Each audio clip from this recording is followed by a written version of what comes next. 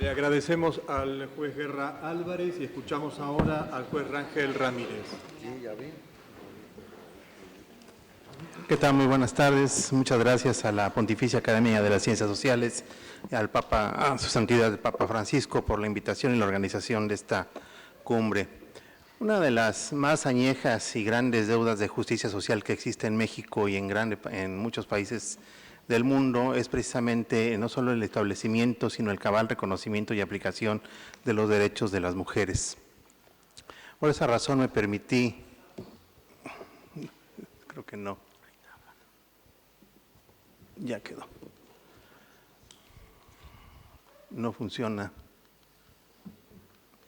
Bueno.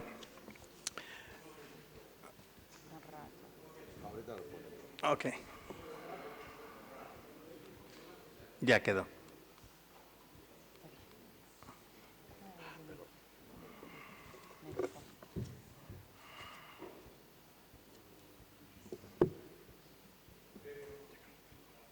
Gracias. Ok.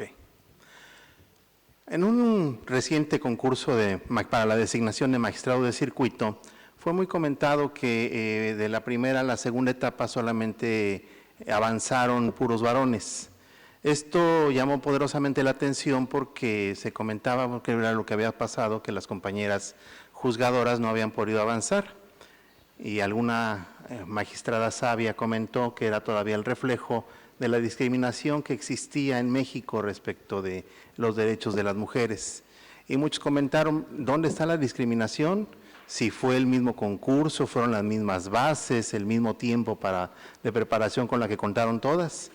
Y comentaba esta compañera, pues, la discriminación se advierte desde el momento en que culturalmente en México y desde tiempos inmemoriales se ha regido por un sistema de usos y costumbres al estilo patriarcal, en donde la mujer, con entera independencia del trabajo que históricamente le costó acceder a la vida profesional, a la vida laboral, pues además esto no fue de gratis porque sigue enfrentando en grandes sectores del país una doble función. Realiza las labores domésticas, además de las labores de crianza y de cuidado, en exclusiva casi. Mientras que el varón ordinariamente funge solamente los roles de proveedor. Bajo esta circunstancia, cuando la mujer quiere acceder a otra clase de cargos, tiene que enfrentarse precisamente a esta dualidad de funciones. Si quiere además avanzar en el plano profesional, tiene que enfrentar primero el cómo solucionar su problema de las labores de crianza y domésticas para poder estar igual a la par que los hombres. Y esto se refleja con algunas gráficas. Estos datos corresponden al Poder Judicial de la Federación y son datos a mayo de 2019.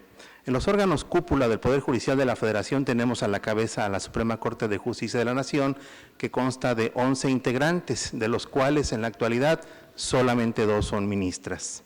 En la Sala Superior del Tribunal Electoral del Poder Judicial de la Federación, que es el tribunal cúpula en esta materia, tenemos que son 7 integrantes, de los cuales solamente 2 mujeres.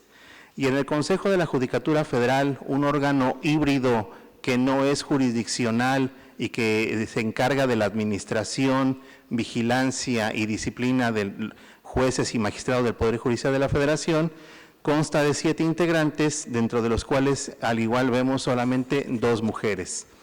Estos órganos, su conformación es más política que jurisdiccional, esto es, no necesariamente las personas que llegan a estos cargos son juzgadores de carrera, como una carrera profesional, sino que pueden ser órganos incluso conformados de forma política. Pero en aquellos órganos en donde sí hay una carrera judicial, en donde se desempeña precisamente esta función, hay una preparación previa para poder acceder a los altos cargos de la carrera judicial que corresponden a los jueces de distrito y los magistrados de circuito, vemos una disparidad numérica entre, ese dato de abajo es erróneo, es 1,426 juzgadores federales en México, de los cuales solo 158 ejercen el cargo de magistrada de circuito frente a 700 varones. Y en los jueces de distrito tenemos solamente 131 juezas de distrito frente a 437. Los demás datos respecto de los demás cargos de la carrera judicial los vemos también desbalanceados. Aunque hay mayor participación de las mujeres, con 1.485 secretarias de tribunal, tenemos además 2.242 varones. En secretarios de juzgado tenemos una diferencia semejante, 1.428 mujeres frente a 1.954 hombres. Y notificadores, bueno, las cifras van más o menos parecidas. En los ordenamientos, en los cargos operativos, la diferencia se invierte, porque entonces vemos nuevamente cómo han sido las cuestiones tradicionales, aquellos cargos que tienen que ver más con funciones operativas, con funciones secretariales, corresponden más a las mujeres que a los hombres, y además aquellos cargos que consisten más en ejercicios manuales o de fuerza, corresponden más a los hombres que a las mujeres. La Suprema Corte de Justicia de la Nación ha venido implementando jurisprudencia esencial donde reconoce precisamente estas diferencias que se han hecho entre hombres y mujeres y ha establecido algunos criterios que resultan importantes para reivindicar estos derechos de las mujeres frente a los hombres. Uno de ellos, por ejemplo, es con relación a aquellas legislaciones, como ocurre en muchos países hermanos de Latinoamérica, en donde el nombre de la persona se conforma con un nombre de pila, posteriormente seguido con el apellido paterno del varón y luego por el apellido paterno de la esposa. En México, primero fue a nivel jurisprudencial, después la Ciudad de México adoptó en su legislación que ahora la pareja tiene como finalidad, tiene la facultad de elegir indistintamente qué apellido irá primero. Sin embargo, sigue latente la posibilidad, ¿por qué solamente debo de elegir entre los apellidos paternos de los consortes? Si finalmente en México, cada uno tenemos 2 apellidos y bien podríamos elegir entre cualquiera de estos. Otra jurisprudencia importante que la Suprema Corte de Justicia ha establecido es que en todos los órganos jurisdiccionales se debe de juzgar precisamente con esta perspectiva de género, que en todos aquellos asuntos, por tradicionales o triviales que puedan resultar, cuando se advierta que el trasfondo del litigio tiene ordinariamente como solución el empleo de aquellos parámetros derivados del régimen patriarcal por el que ordinariamente nos hemos regido, es cuando se tienen que empezar a reparar a nivel judicial ese tipo de diferencias. Otra jurisprudencia fuerte es aquella que dice que la violencia y discriminación contra la mujer debe de cesar. Un derecho que se ha reconocido también ya en la jurisprudencia mexicana es el derecho a vivir en un entorno familiar libre de violencia y que los actos que configuren violencia intrafamiliar constituyen un hecho ilícito. Esto esta propuesta de la Suprema Corte pareciera ser tan trivial en estos tiempos, pero la vida nos enseña otras cosas. En la realidad de los hechos es que vivir en un hogar con violencia es más tradicional de lo que se pudiera pensar aún en estos días.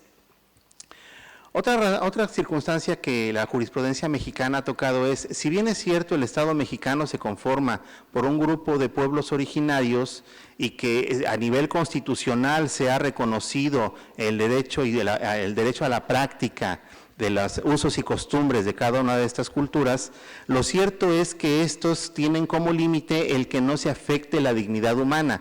Todavía tenemos algunos pueblos originarios en donde la mujer es un objeto de cambio.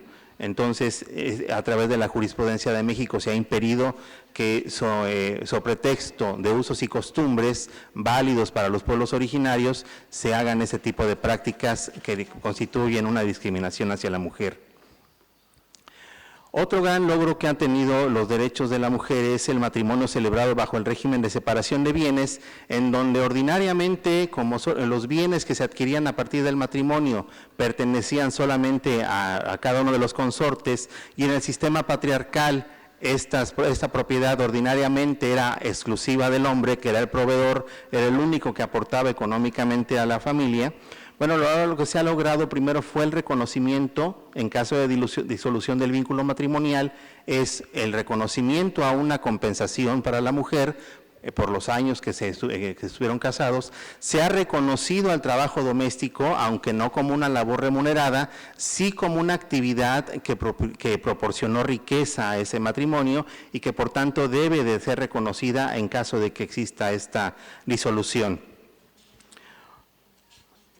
Este principio de igualdad entre hombres y mujeres también para efectos de la guarda y custodia de los niños en caso de disolución del vínculo no debe de estar sustentada en cuestiones de género. Ambos consortes, en este caso, atendiendo a la realidad de cada uno de ellos y a quien ofrezca las mejores condiciones para el cuidado de los menores, serán los aspectos que deberá tomar en cuenta el juzgador y no solamente una cuestión exclusivamente de género. Por razones de tiempo voy a arribar a mis conclusiones de esta ponencia.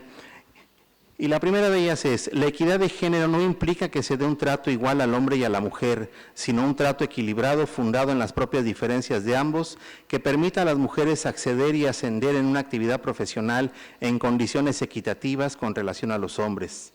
La mujer tiene derecho a decidir en forma libre y razonable la o las actividades a las que se dedicará. Para ello deberá contar con el apoyo institucional que les permita desarrollarse plenamente como madre, esposa y profesional en equidad de circunstancias con relación a los hombres. Es necesario que desaparezca la tradicional división sexual del trabajo y que todas las actividades inherentes a la familia, así como las académicas, productivas y profesionales, se ejerzan en equilibrio de condiciones y con el consenso pleno de los integrantes del grupo familiar. El sistema patriarcal debe desaparecer para dar paso a un sistema de pleno equilibrio y armonía entre los integrantes de la familia. Para erradicar la violencia por razones de género, es necesario se instituya una educación integral dirigida a todas las personas sobre la equidad de género, su sustento, historia y evolución.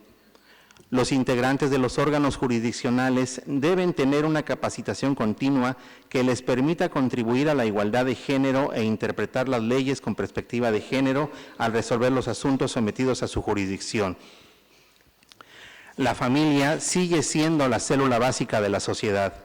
Para su debida salud, es necesario que el Estado instrumente las políticas necesarias que garanticen a todos sus integrantes el cumplimiento pleno y responsable de sus deberes, así como la oportunidad de acceder al mundo productivo y profesional en forma ascendente, sin que con ello deba sacrificarse el cuidado y la educación de los hijos. El cuidado y educación de los hijos es una tarea que corresponde ejercerla en igualdad de circunstancias por hombres y mujeres. Para ello, la autoridad pública debe implementar las políticas necesarias, como será, entre otras, la reducción de horarios laborales, para que ambos progenitores puedan atender a sus hijos en equilibrio de condiciones. Cuando esta ponencia se elaboró, no teníamos noticia, pero nuestro amigo de México también, observador en esta cumbre, el doctor Elías Huerta, a través de la revista Foro Jurídico, que edita la asociación de la que él es presidente, da nota de que en México precisamente existe ya una iniciativa aprobada, está en vías de aprobación, en donde se pretende que todas las dependencias y todos los poderes de la Unión, así como aquellos poderes de las entidades federativas, tengan una paridad de género de 50 y 50%. Aunque es un paso importante, me parece que por decreto no se soluciona este problema. Además, debe de ir acompañada de las políticas adecuadas que generen, sobre todo en los cargos de elección popular sería más sencillo, pero la carrera judicial, evidentemente, al ser una carrera que va en ascenso continuo y que se ejerce del día a día con responsabilidad de 24 horas y que corresponde solamente al mérito de la persona que va a concursar para un cargo en específico, si seguimos con la tradicional separación de labores atendiendo al sistema patriarcal, es evidente que aunque la ley establezca esta paridad, no todas las mujeres van a estar en las mismas condiciones que los varones para poder acceder cabalmente a cargos de alta responsabilidad en el sistema judicial mexicano. Celebro esta reforma que está por aprobarse en México, sin embargo me parece que tiene que ir acompañada de muchísimo más trabajo que finalmente haga realidad este derecho y esta reivindicación en los derechos de las mujeres. Muchas gracias a todos.